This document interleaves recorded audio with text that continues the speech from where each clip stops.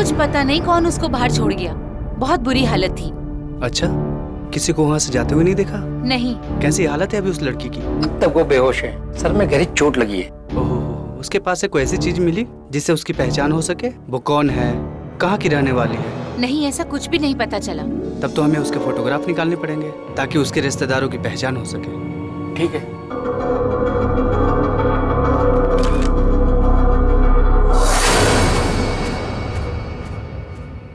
दो लोग एक लड़की को बेहद जख्मी हालत में एक अस्पताल के मेन गेट पर छोड़कर चले जाते हैं। बुरी तरह से घायल इस लड़की के सर पर गहरे जख्म थे, जिनसे दर्द के साथ साथ कई सवाल भी उभर रहे थे। सवाल ये कि ये लड़की कौन थी जो इतनी बुरी हालत में अस्पताल की दहलीज पर पाई गई?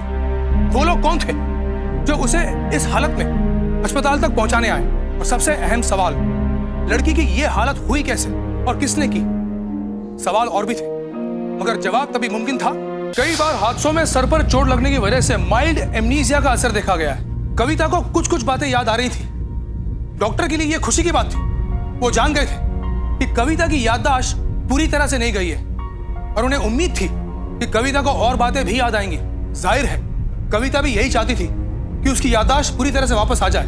वो जानना चाहती थी कि वो खुद कौन थी, उस पर जानलेवा हमला किसने किया था। उसे तो फिलहाल यह भी नहीं पता था कि उस हमले की वजह क्या थी, मगर अगले दिन उसे उम्मीद की एक किरण नजर आई। कहाँ है हमारी बच्ची? हम उसके चाचा चाची हैं। अखबार में फोटो देख कर आया उस लड़की का। उस लड़की का नाम कविता वर्मा है। उसकी हालत कैसी है डॉक्टर साहब? क्या हम उसे मिल सकते हैं? बिन माँ बाप की बच्ची के साथ बहुत बुरा हुआ। हम ऊपर वाले को क्या मुंह दिखाएंगे? हमने उसे अपनी बच्ची की तरह पाला है। कुछ साल पहले उसके माँ बाप गुजर गए। उसके बाद मैंने उसे अपने गांव से बुलवा लिया और तब से ये हमारे पास ही है। हफ्ते भर पहले घर से बाहर निकली थी, कुछ सामान लेने के लिए, और लौटी ही नहीं। हमारे पास उसका फोटो भी नहीं था। ये तो भला है आपका और इनका कि कविता की फोटो पेपर में छपवाई, वरना हम तो मिल ही नहीं पाते उससे।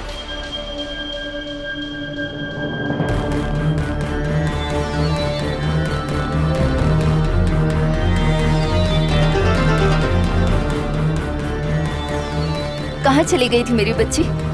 अपनी चाची को छोड़कर? भगवान का लाख लाख शुक्र है कि तुम मुझे मिल गई। इनको अभी तक कुछ याद नहीं है। कहाँ से आई है, कौन है, कुछ भी याद नहीं है। कोई बात नहीं बेटा, हम तेरा इलाज शहर के बड़े से बड़े अस्पताल में करेंगे, तू एकदम से ठीक हो जाएगी। डॉक्टर साहब, इसे छुट्टी दे दीजिए। सबसे पहले हम इसे घर ले जाना चाहते हैं, शायद अपने घर जाकर इसे कुछ याद आ जाए। डॉक्टर साहब, अब तो ये बिल्कुल ठीक हो गई है ना? डिस्चार्ज दे दो, छुट्टी करो। ठीक है सिस्टर, इनके डिस्चार्ज के पेपर रेडी करो और सिग्नेचर ले लो। Okay doctor.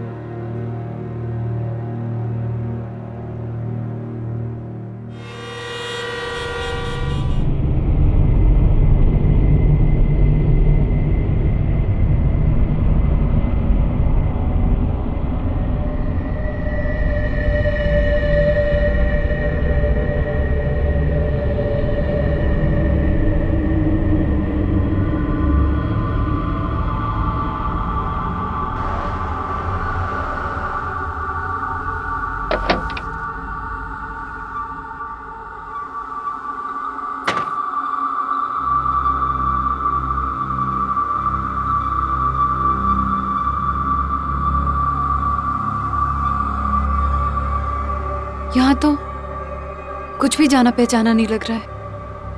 लगेगा, पहले अंदर तो चलो।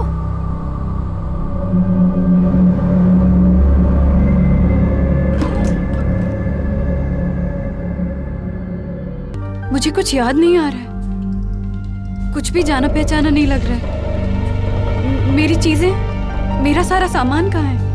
वो बेटी, तेरा सारा सामान तेरी चाची ने तेरे जाने के बाद में बड़े जतन से पास वाले घर में रख दिया है। हम अभी ले आते हैं, चलो। मैं भी चलती हूँ। नहीं बेटी, मतलब तू अभी तो इतने बुरे दौर से गुजरी है, अभी अस्पताल से आई है, तुझे आराम की जरूरत है। तू यहीं आराम कर, हम ले आते हैं। हाँ, तुम आराम करो, हम आ रहे हैं। चलो।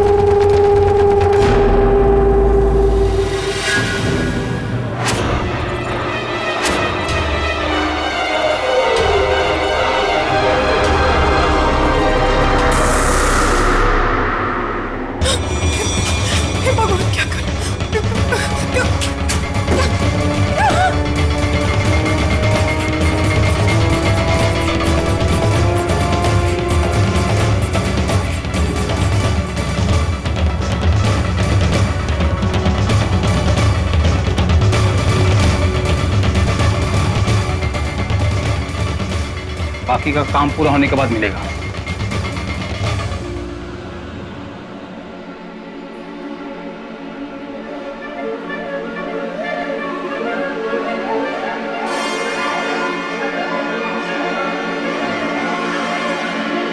लड़की कहाँ है? उसको तो यहीं छोड़ा था हमने। अबे लड़की कहाँ है? यहीं छोड़ के गया था। अच्छे से देख।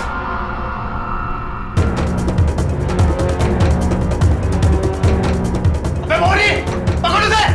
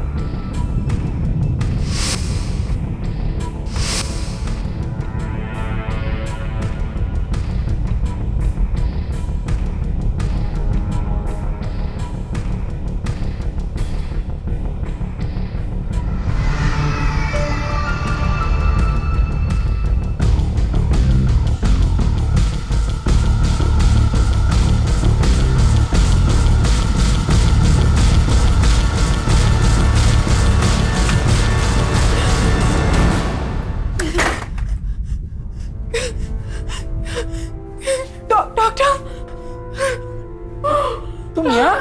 डॉक्टर साहब मुझे बचा लीजिए। डॉक्टर साहब वो लोग मुझे मार देंगे। क्या हुआ? तुम्हारा चाचा और चाची कहाँ हैं? वो लोग मेरे चाचा चाची नहीं है। क्या?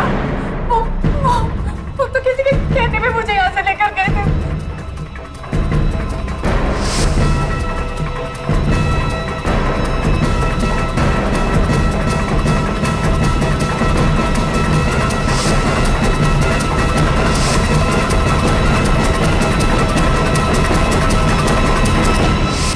वो लोग मुझे जान से मार देंगे। मुझे बचा लीजिए डॉक्टर साहब, मुझे बचा लीजिए। मैं मरना नहीं चाहती। वो मार देंगे मुझे, वो मार देंगे। तुम्हें कुछ नहीं होगा, मैं अभी पुलिस को फोन करता हूँ। कविता, कविता मेरी बच्ची। कविता, आप कौन है? कविता, हम तेरे मम्मी पापा है बेटी।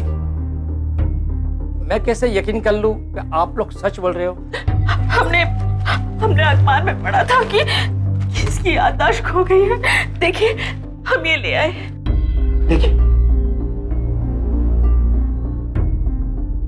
ये देखो तू, ये देख, मैं तेरी मम्मी, तेरे पापा, और ये तू, ये देख रही है बेटा।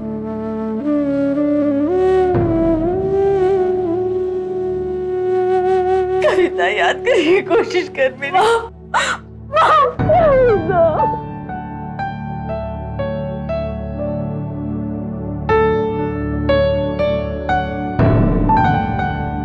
आखिरकार कविता अपने माता पिता के साथ अपने घर वापस लौट गई।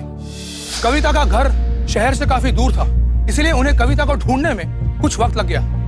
मगर कविता पर हुआ यह दूसरा हमला किस ओर इशारा कर रहा था? आखिर वो लोग कौन थे जो कविता के नकली चाचा चाची बनकर वहां पर आए थे? वो आदमी जिसने कविता पर हमला किया था, उसकी कविता के साथ क्या दुश्मनी थी? कविता के सर पर लगी चोट की वजह से कविता अपने अतीत के साथ साथ अपने वर्तमान के साथ भी लड़ रही थी। कविता ये समझ ही नहीं पा रही थी कि आखिर उसने ऐसा क्या किया था जिसकी वजह से कई लोग उसकी जान के दुश्मन बन गए थे। डॉक्टरों से बातचीत के दौरान कविता के माता पिता ने यह बताया कि 10 दिन पहले कविता घर से बुटीक के लिए निकली थी और फिर सीधे उन्हें कविता इस हालत में मिली। यानी कि बात बिल्कुल साफ है कि घर से बुटीक के सफर में कविता के साथ कोई अनहोनी हुई थी। मगर क्या अनहोनी हुई थी? कविता के साथ इस सफर के दौरान क्या हुआ था? इन सवालों से पर्दा तभी उठ सकता था जब कविता की याददाश्त वापस लौट गई।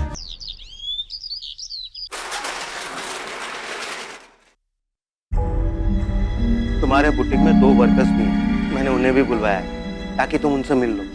तुम्हारे जाने के बाद से बंद पड़ा था ये। लो आ गए। दोस्त है मैडम। आओ बेटी।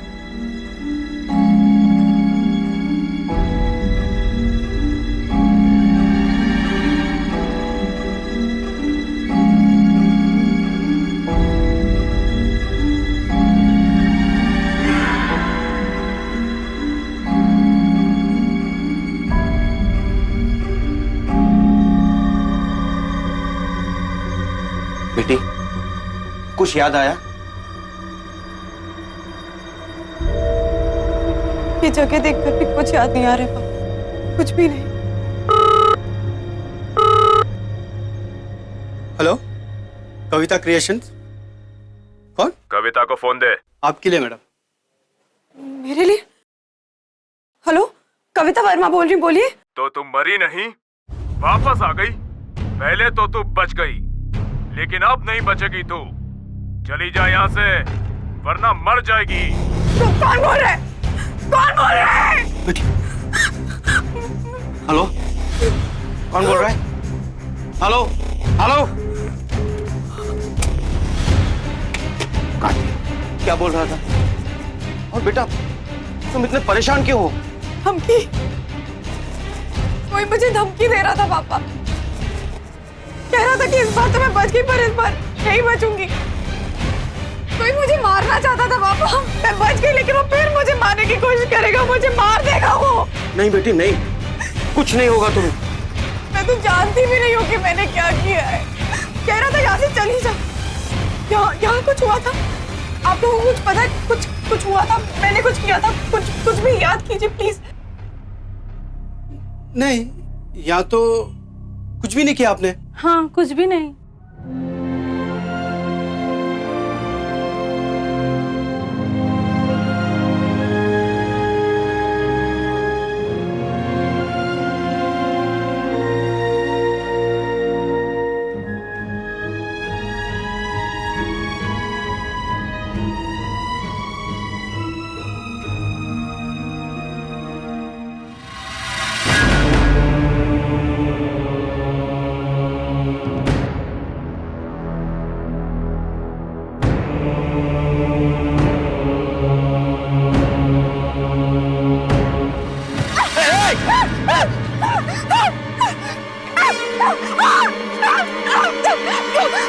बेटी डरो मत, ये एसिड नहीं है। कुछ नहीं होगा तुम्हें बेटी।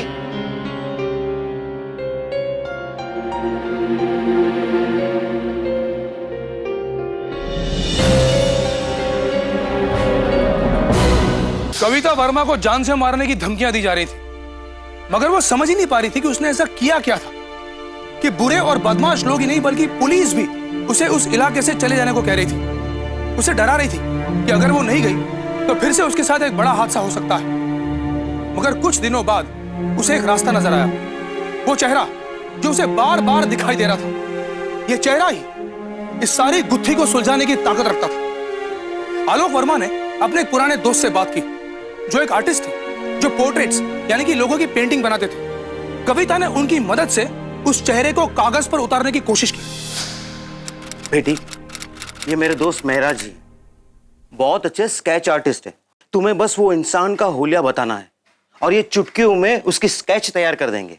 आप अपनी आंखें बंद कर लीजिए, बंद करके उस औरत का चेहरा याद कीजिए, कैसी दिखती थी वो।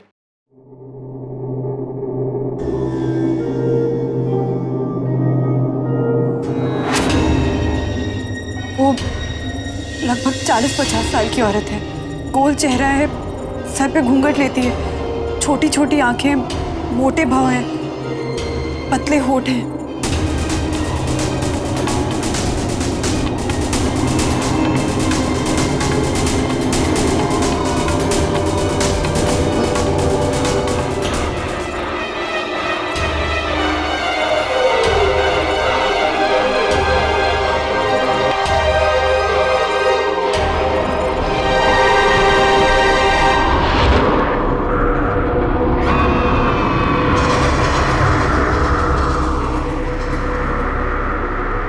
देख लीजिए कैसा।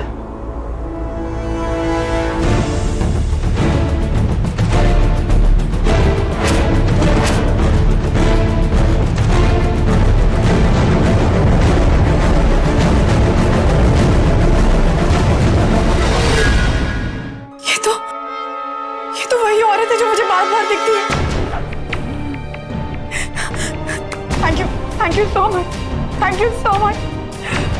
हम शायद मैं पता लगा सकूंगी कि मेरे साथ क्या हुआ था। Thank you, thank you.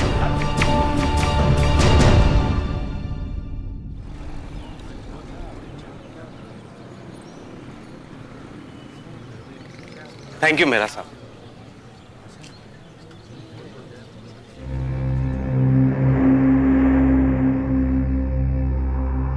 छी, कितनी गंदी औरत है ये।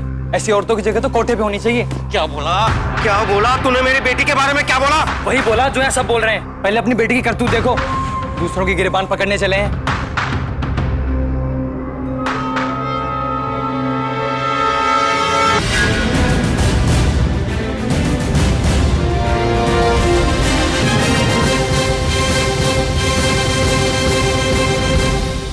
नहीं, ये मैं नहीं हूँ पापा, ये मैं नहीं हूँ। जी, ये मैं नहीं हूँ। ये मुझे बदनाम करने के लिए बनाया, ये मैं नहीं हूँ। हाँ, लड़की यही बोलती है ऐसे वीडियो बनने के बाद, मैं नहीं हूँ, मैं नहीं हूँ। अरे मुंह संभाल के बात कर, तुझे पता भी है क्या बोल रहे तू? देखो कैसे नुमाइश कर रही है अपनी गंदगी की। अरे हम तो सोच भी नहीं सकते लोग ऐसे हो गए। मुंह संभाल के बात कीजिए आप, क्या बोल जा रही हो? मैं नहीं हूँ, ये मैं नहीं हूँ। बाहर निकालो सबको, बाहर निकाल दो। निकाल देना चाहिए।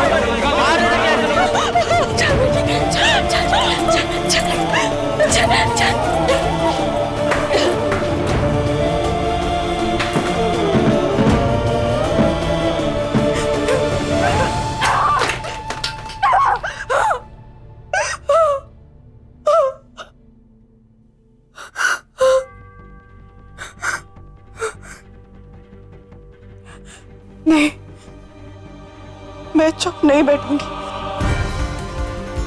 मैं किसी भी हाल में उस औरत को ढूंढकर खुद को निर्दोष साबित करके रहूंगी। मैं चुप नहीं बैठूंगी, नहीं।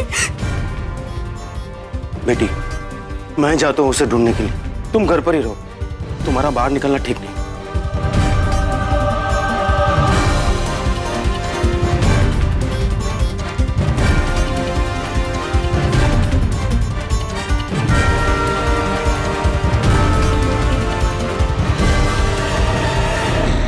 रुको, कविता वर्मा है घर पे? जी। अरेस्ट वारंट है इनके नाम का, बाहर निकालो उसे। क्या हुआ? क्या किया मैंने? क्या किया मैंने? अरे कैमरे के सामने गंदे काम करती हो और पूछती हो क्या किया मैंने?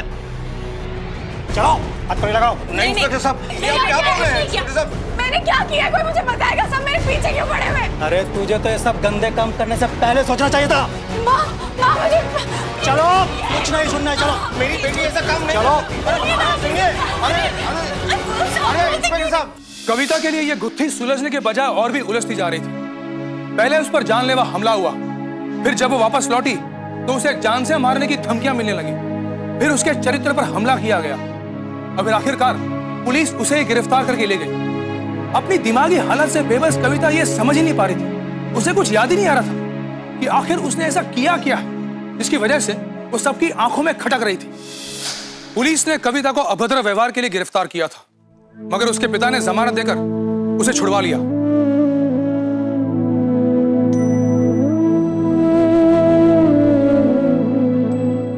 अब कविता चुप बैठने वाली नहीं थी। उसने ठान लिया था कि अब वो सच्चाई जानकर रहेगी।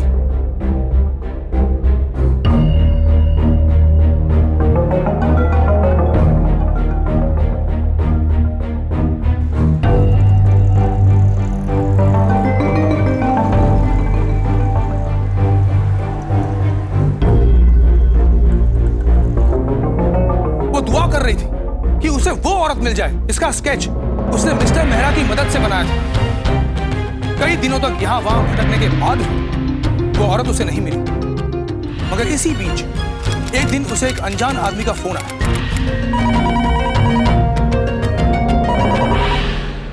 हेलो, कौन? मैडम, आप जिस औरत को ढूंढ रही हो, मुझे उसका एड्रेस मालूम है। क्या? हाँ, एक सेकंड। हाँ बोलिए, बताइए। हाँ हाँ, मैं अभी आती हूँ। Thank you so much, thank you. Madam,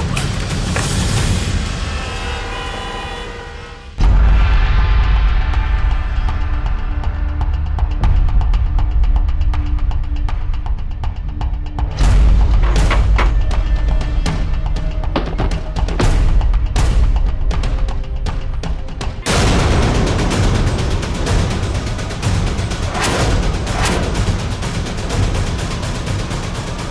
बेटा बेटी कहाँ चली गई थी तू? बाहर क्यों खड़ी है? अंदर आ बच्ची आ। ऐसा कैसे देख रही है तू? मैं तेरी फातिमा बुआ, अपनी फातिमा बुआ को भूल गई? अपनी फातिमा बुआ को छोड़कर कहाँ चली गई थी मेरी बच्ची? कहाँ चली गई थी?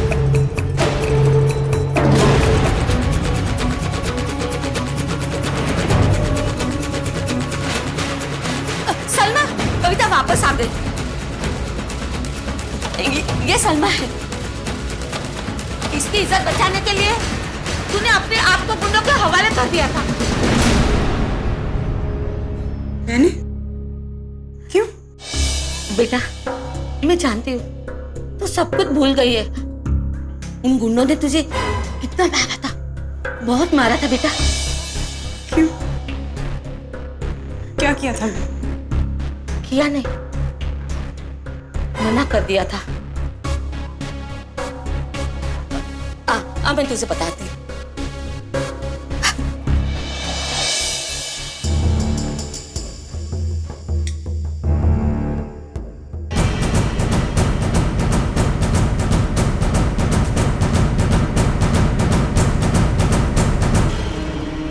ये तो वही कमरा है जहाँ वो गंदा वो झूठा वीडियो शूट हुआ था। जी, ये तो वही कमरा है। वो झूठा नहीं, सच्चा था। और वो तुमने खुद अपनी मर्जी से ये वो सब किया था ताकि मेरी बेटी को करना ना पड़े। अरे वो ही तुम करती आ रही हो। अरे वो वाली वीडियो बनवाती थी, उससे तुम्हें बहुत सारे पैसे मिलते थे और वही पैसे से तुमने अपना बुटीक भी खोला ताकि लोगों को तुम पे शक ना हो। नहीं, ऐसा नहीं हो सकता। मैं ऐसा नहीं कर सकती। मैं ऐसा नहीं कर सकती। मैं ऐसा नहीं कर सकती। तुमने खुद ने वो वीडियो देखा है? वो वीडियो तो बहुत छोटा सा है। अरे तुमने तो पूरी फिल्म यहाँ बनाई है।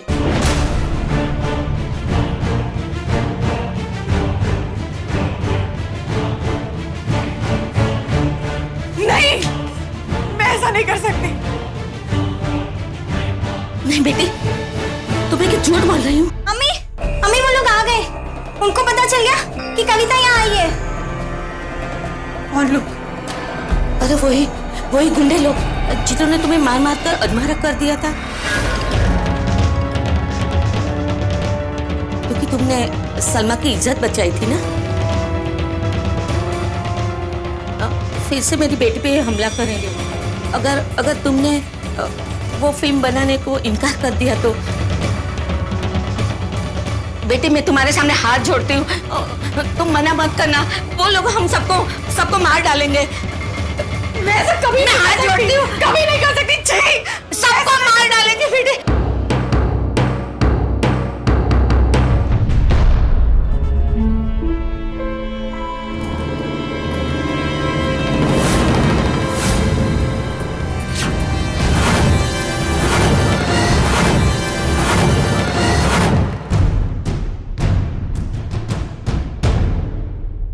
अरे वाह, आ गई तू। चल वीडियो बनाते हैं, चल। और हीरो वही पुराना, अपना मनोज भाटिया। इसकी बाहों में तू पहले भी झूम चुकी है।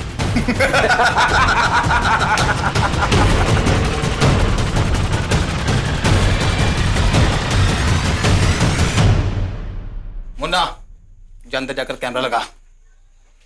चल अंदर। हाथ मत लगाना। चल अंदर। हाथ मत लगाना। चल अंदर। पकड़।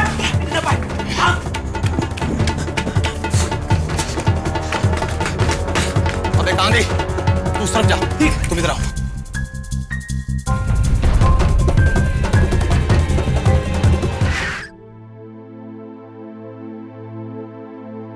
थैंक यू इन्हें यहाँ लाने के लिए।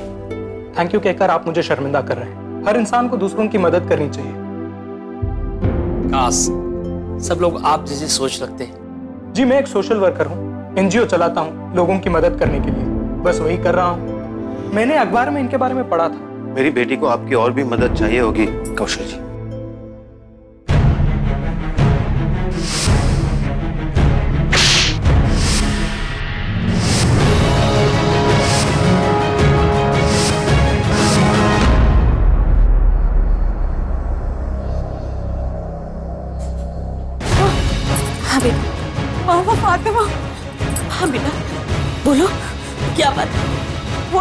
नहीं है माँ। वो मेरी हमदर्द नहीं, मेरी दुश्मन है। मेरी तो क्या, वो पूरे समाज की दुश्मन है। बहुत बुरी औरत है माँ, वो बहुत बुरी औरत है वो। क्या किया है उसने?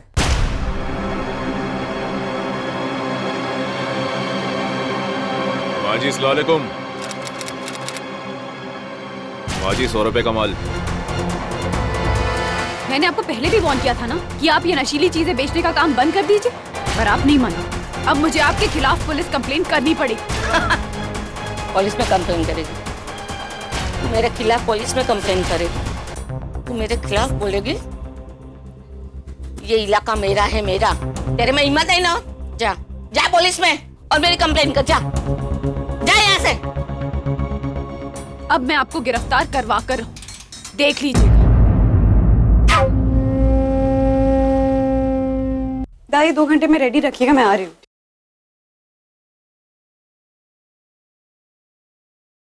ऑटो, ऑटो,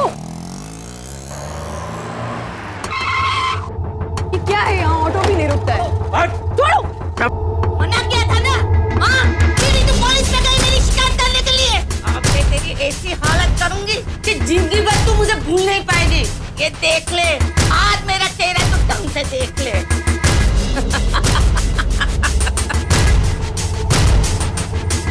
वो लोग मुझे हॉस्पिटल के बाहर फेंककर चले गए।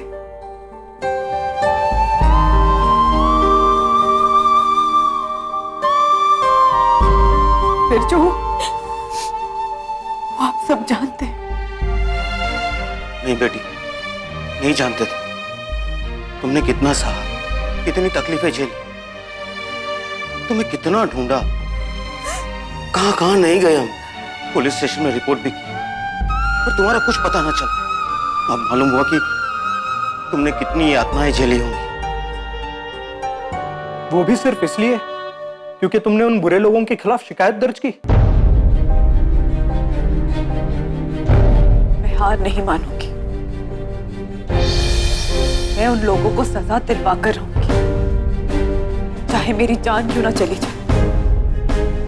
मैं हार नहीं मानूंगी। मैं हर कदम पे तुम्हारे साथ हूं।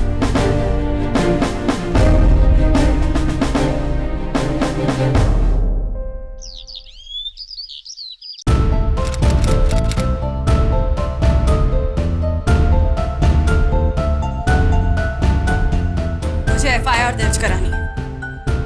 फातिमा, उसकी बेटी सलमा और उनके 4 साथियों के खिलाफ। ये लोग शास्त्री नगर के इलाके में ड्रग्स बेचते हैं और इन्हीं लोगों ने मुझे जान से मारने की कोशिश भी की। देखो, तुम बहुत बड़ा रिस्क ले रही हो। मैंने तुम्हें पहले भी समझा था, आज भी समझ रहा हूं। उन लोगों से दूर रहो, उसमें ही तुम्हारी भलाई है। मेरी भलाई की चिंता करने की जरूरत आपको नहीं है। आप सिर्फ अपने काम पर ध्यान दीजिए, वरना ऐसा ना हो कि आपको अपनी नौकरी से हाथ धोना पड़े। क्योंकि इस बार मैं अकेली नहीं हूं, मेरे साथ पूरा समाज है। इसलिए सिर्फ अपना काम कीजिए, एफआईआर दर्ज कीजिए। ठीक है, बैठिए।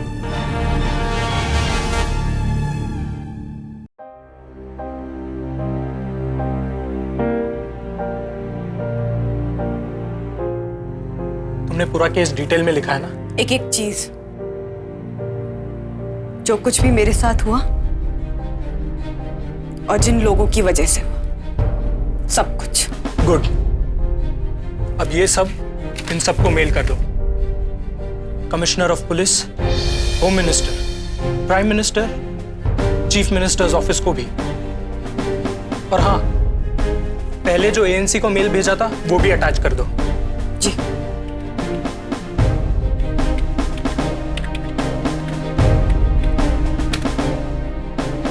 उम्मीद है अब कोई ना कोई एक्शन जरूर लिया जाएगा। पर उसके लिए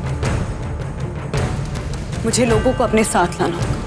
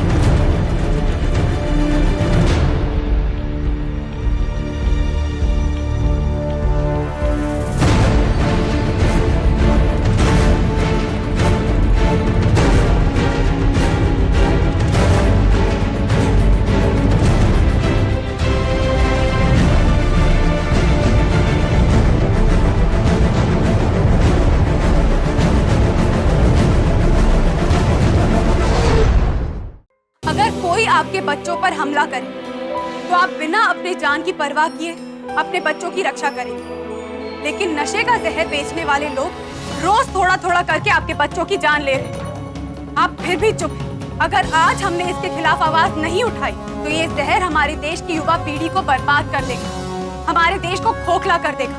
क्या आप इसके खिलाफ आवाज उठाने में मेरा साथ देंगे? साथ देंगे। Thank you. प्लीज इसमें एक पेपर है, उस पर साइन कर दीजिए।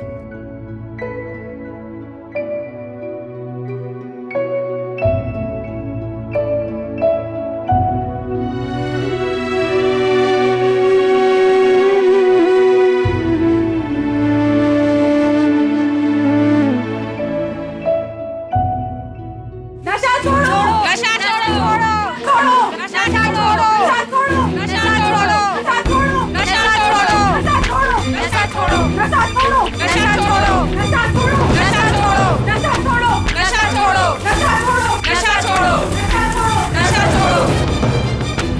आज कविता की खाम कोशिश की वजह से समाज में जागरूकता आई।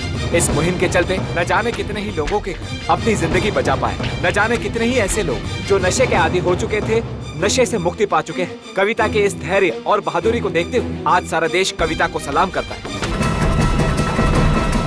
मैडम, हमें माफ कर दीजिएगा मैडम। उन लोगों ने हमें जान से मारने की धमकी दी थी। अरे काले यार आप, काले यार। इसी डर के मारे हम लोग चुप रहे मैडम। डर मुझे भी लगा था, फिर सोचा मेरे चुप रहने से न जाने कितने मासूमों की जान चली जाएगी। ये लोग इसी तरह नशीले जहर बेचते रहेंगे और मासूम लोग मरते रहेंगे। फिर मैं और डर गई कि मैं इतने सारे लोगों की जान जाने की जिम्मेदार बन जाऊं। इसीलिए मैंने डरना छोड़ दिया।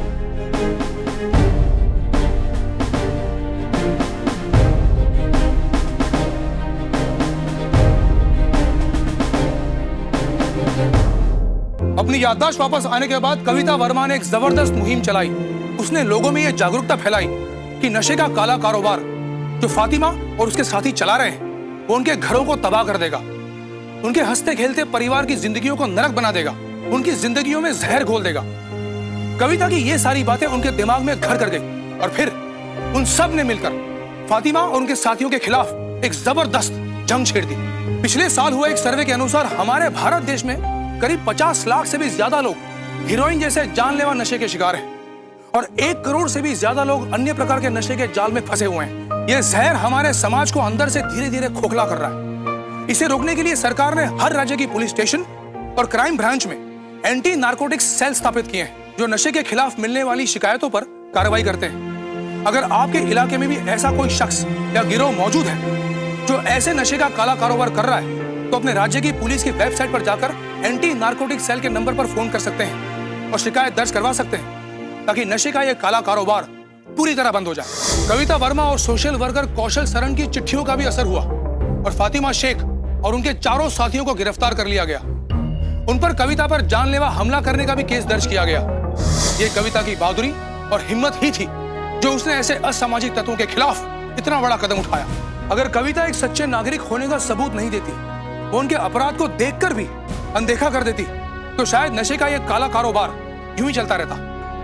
मगर उसने ऐसा नहीं किया और वो सभी लोग आज जेल की 4 दीवारियों में कैद हैं। सावधान इंडिया कविता की इस बहादुरी और हिम्मत को दिल से सलाम करती है और उम्मीद है कि कविता की यह हिम्मत हम सबके दिल में जुर्म के खिलाफ लड़ने के हौसले को और मजबूत कर देगी ताकि हम अपराध के मुख्य दर्शक ना बने बल्कि उसका मुंह तोड़ जवाब दें।